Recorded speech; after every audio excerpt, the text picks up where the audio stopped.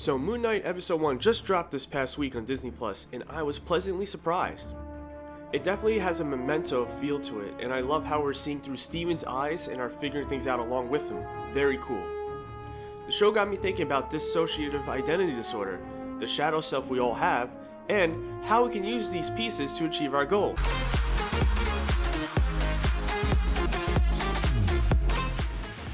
Welcome to Inner Warrior, where I help pop culture fans with tips and tools to help unleash your inner warrior and achieve your goals. Remember to subscribe and hit that notification bell to join the Inner Warrior community. In Moon Knight, Stephen Grant is the alter, another name for one of the identities, that we are first introduced to. He's shy, awkward, and is miserable. Konchu, the Egyptian moon god, even calls him a loser. Then we get glimpses of this badass Marc Spector who takes down the enemies, drives a truck backwards in a car chase, and is a top-notch mercenary.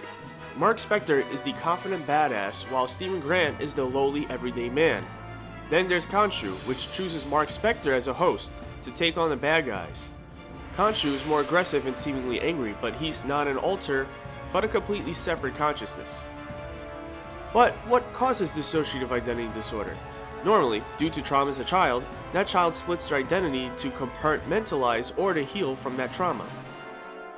What about the shadow self we all have? The shadow self, as first identified by Carl Jung, psychiatrist, psychoanalyst, and founder of analytical psychology, represents the darker side of one's psyche and of humanity's psyche as a whole. There are two versions of the shadow self according to Jung. There's a personal shadow that represents part of our psyche we tend to repress, block, or defend against because they are the opposite of what we wish ourselves to be. Then there's the archetypal shadow, which represents all the evil of humanity that we inherit through the collective unconscious. According to Dr. Gregg Henriques, an American psychologist, professor for the Combined Integrated Doctoral Program at James Madison University in Harrisburg, Virginia, and author of A New United Theory of Psychology, people justify their actions to keep their self-concept or self-identity in check. Your personal shadow is the parts of your psyche that threaten your justifications and can make you seem, quote-unquote, unjustified.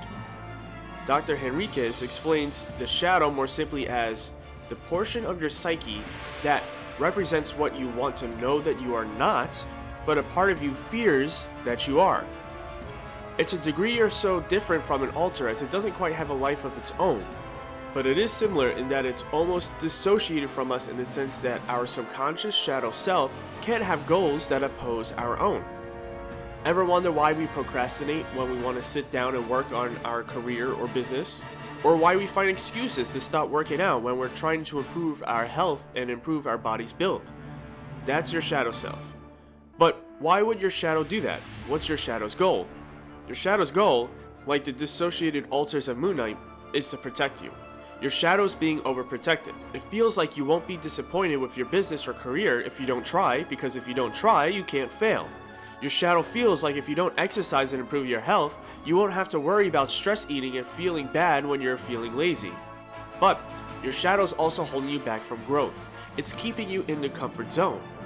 That's why we need to do shadow work, essentially looking within ourselves, integrating with our shadow, befriending it to become a full person.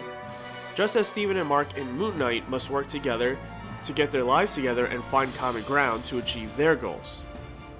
What do you think of Moon Knight so far? Are you enjoying it? Let me know in the comments below. Also, click here to learn more about the subconscious shadow self and how to integrate with it. Or, click here if you want to learn how we are all dissociated identities of one consciousness.